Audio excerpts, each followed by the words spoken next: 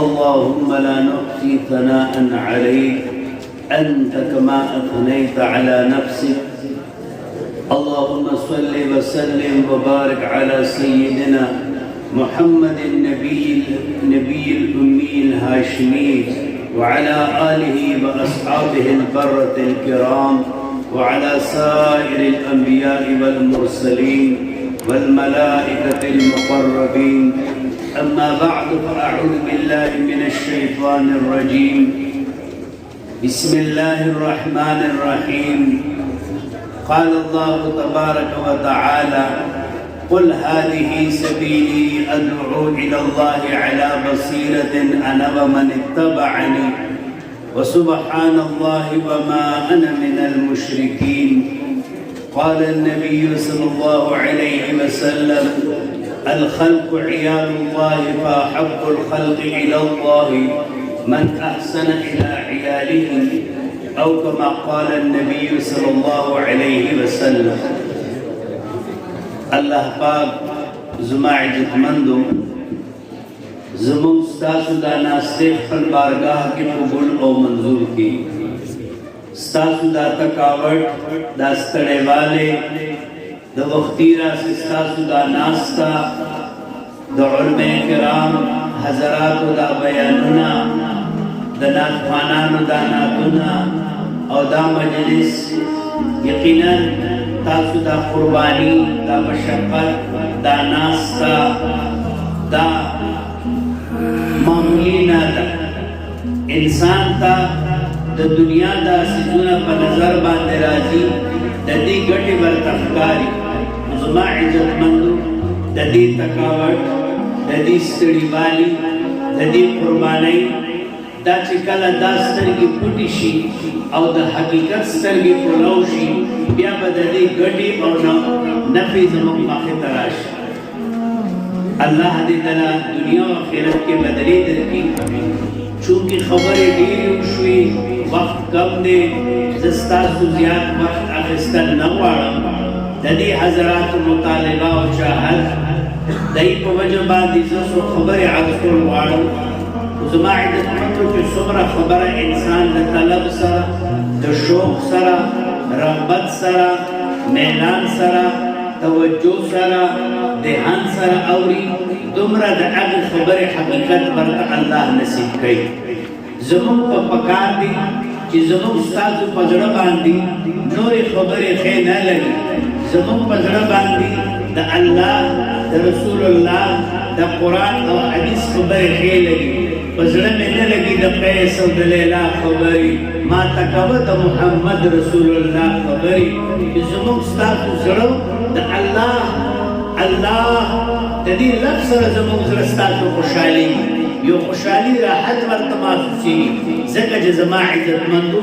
د دې کائناتو بقا زموږ ستاسو بقا د دې زموږ اسمان بقا د دې ستورو سپوږمۍ نور بقا د انسانانو حیواناتو بقا هغه که چېرې د الله دا نوم شته د الله دا نوم شته د کائناتو وجود شته که چېرې د الله غیر والا څوک پاتې نه شو کائنات دا نظام به درهم برهم شي زموږ ستاسو په دې باندې د الله ډېر شکر ادا کړو چې الله پاک موږ ته په دې مجلس کې د ناستې توفیق راکړو په دې باندې د الله ډېر لوی شکر ادا کړو زموږ دا د مختلف خاندانونو نه د مختلف ځایونو نه یو ځای کې راجمع کېدل ليبعثن الله أقواما يوم القيامة في وجوههم النور على منابر اللؤلؤ ينبتهم الناس ليسوا بأنبياء ولا شهداء قال أعرابي كلهم لنا نعرفهم قال النبي صلى الله عليه وسلم هم المتحابون في الله من قبائل شتى ومن بلاد شتى يجتمعون على ذكر الله يذكرونه چې الله به د قیامت هولناک منظر کې د بعضې کسانو حشر داسې کوي چې د هغوی د مخونو نه به رڼا خیږي ای به د موتیانو په منبرونو باندې ناست دي خلک به په هغوی باندې رش کوي یا الله دا څوک دي ای ته به تعجب ای به رش کوي چې دا خلک په پریشانو کې دي هولناک منظر دی د قیامت منظر دی او دوی به د موتیانو په منبرونو باندې ناست دي مخونو نه به یې رڼا خیږي او دا به انبیا شهدا نه دي یو کس پوښتنه کوي ای د الله رسوله مونږ ته بیان کړي چې دا به کوم خلک دي رسول پاک صلی الله علیه وسلم ورته وفرمایل چې دا به هغه خلک دي چې د مختلف ځایونو نه د مختلف خاندانونو نه راجمع شوي وي د مختلف قبیلو نه راجمع شوي وي په یو ځای کې ناست دي د الله په ذکر کې مشغول وي زما عزتمندو یقینا په دې باندې موږ د الله ډېر لوی شکر ادا کوو د داسې مجلسونو د مدارسو قدر هغه د هغې خلکو سره چې کوم پوهېدل دوی د زرو قدر زرګر سره وي د زرو قدر زرګر سره وي د دې مدرسې دا نعمت د دې سبقونو دا نعمت دا یقینا د چا سره د رسول کریم صلی الله علیه وسلم د زړه ټکړه لخت جگر گوشا نور نظر حضرت فاطمه الزهرا رضی الله عنها سبق نه راځي درس ته نه حاضرېږي سبق ته حاضري نه کېږي رسول پاک صلی الله علیه وسلم پوښتنه وکړه څه چل دی فاطمه نه راځي سبق ته حاضرېږي نه درس کې موجوده نه وي فاطمه نشته چا ورته عرض وکړو د الله رسوله فاطمه بیماره ده رسول پاک صلی الله علیه وسلم سبق نه پس تشریف راوړي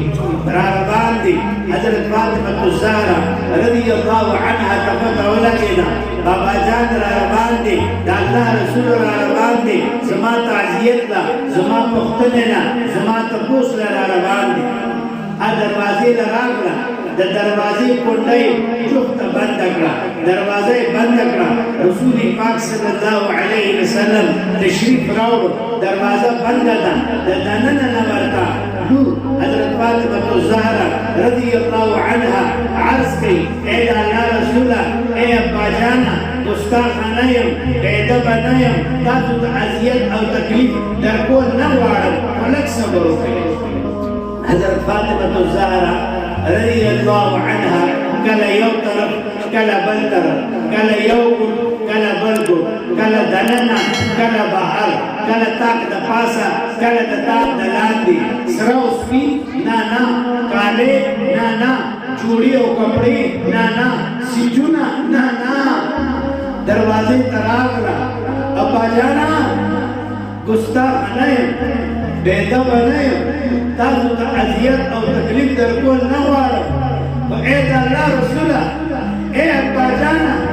ما په کور کې وکتل ما دومره کپړه ونه مونده چې زه په هغې باندې خپل ټول بدن پټ کړم د الله رسوله ما سره د بدن پټولو دپاره په کور کې کپړه نشته دی ما ډېر تلاش وکړو ما ډېر کوشش وکړو خو ما په کور کې دومره کپړه ونه مونده چې په کوم باندې زه خپل ټول بدن پټ کړم رسول کریم صلی الله علیه وسلم خپل صادر مبارک برنا روشو حضرت فاطمه الزهرا رضی الله عنها هغه صادر را واخیستو د ځان نه یې تاو کړو پرده یې وکړه د دروازې کوټې کولاو کړه رسول کریم صلی الله علیه وسلم دننه تشریف راوړ ابا جانه که ستاسو اجازت وي نو زه یو دوه رکعاته لمونځ وکړم رسول کریم صلی الله علیه وسلم ورته اجازت ورکړو لمونځ یې وکړو بیا دعا غواړي جاړي اوښکې بهیږي غشي پې تاري شوه چې کله لږ حالت ښه شو رسول کریم صلی الله علیه وسلم ترې پوښتنه کوي ای زما لورې ای فاطمې دا دومره ژړا ولې دا دومره اوښکې ولې دا دومره تضرع ولې دا په څه باندې دومره ژاړې دا ټول خبر مې درته دې پورې وکړه وی د الله رسوله یو طرف ته فقر و فاقه ده افلاس ناداري ده بل طرف ته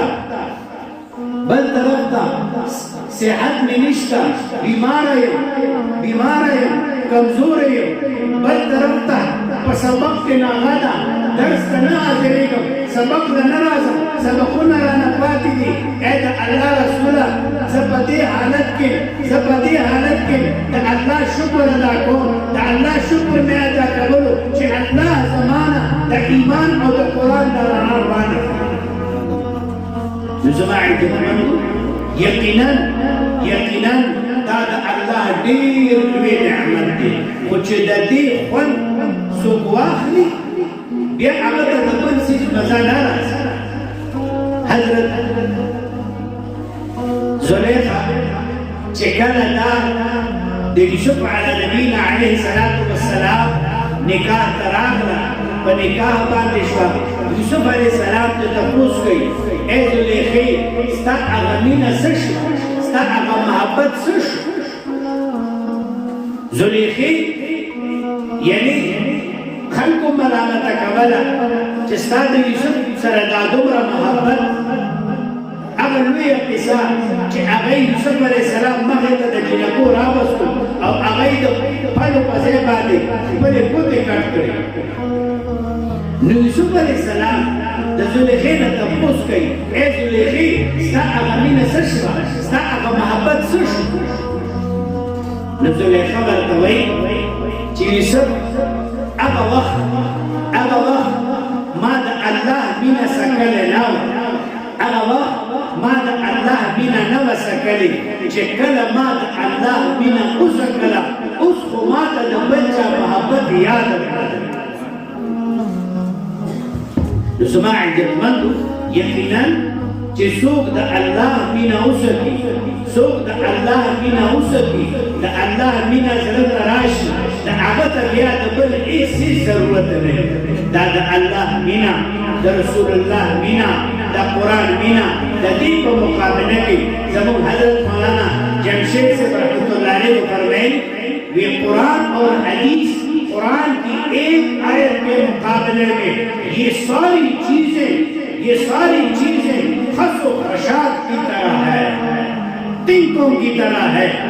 دا بادشاہت دا وزارت دا ڈاکٹری دا انجینئری دا کرنلی جرنلی دا قرآن آیت پر مقابلے کی یعنی اس حیثیت نشتری دا ستاسو دا خپل زامن بچی دا بچیانی دی مدرسے تراوستل دا معمولی نعمت نه دی ګوره بادشاہ نه خو بادشاہت په دنیا کې پاتې شي وزیر نه خو وزارت په دنیا کې پاتې شي مال والا نه مال په دنیا کې پاتې شي جیداد والا نه جیداد په دنیا کې پاتې شي خدا قرآن دا د ایمان والا سره قبر کځي لآلی مصنوعانو د کتاب کې د بزار په روایت نقل دی یو کس مرش د ده کور والا د ده د کفن دفن انتظام کې لګیا شي د ده سر ته یو حسین جمیل ښایسته ښکلی کس ودري دا کور والا چې کله ده ته غسل ورکړي او ده ته کفن اچوي نو دا حسین جمیل ښایسته ښکلی کس د دې مړي او د کفن منځ کې ورننوځي چې کله دا کور والا دا مړی قبر کې کېږدي او دی واپس راځي او د تپوسونو والا فرشتې منکر نکیر هغوی راشي او هغوی د دې قبر والا نه پوښتنه کول غواړي چې وګوري ده سره یو حسین جمیل ښایسته ښکلی کس موجود وي هغوی د دې قبر والا نه دا کس لرې کور غواړي او ورته وایي نه دا زما ملګری دی دا زما دوست دی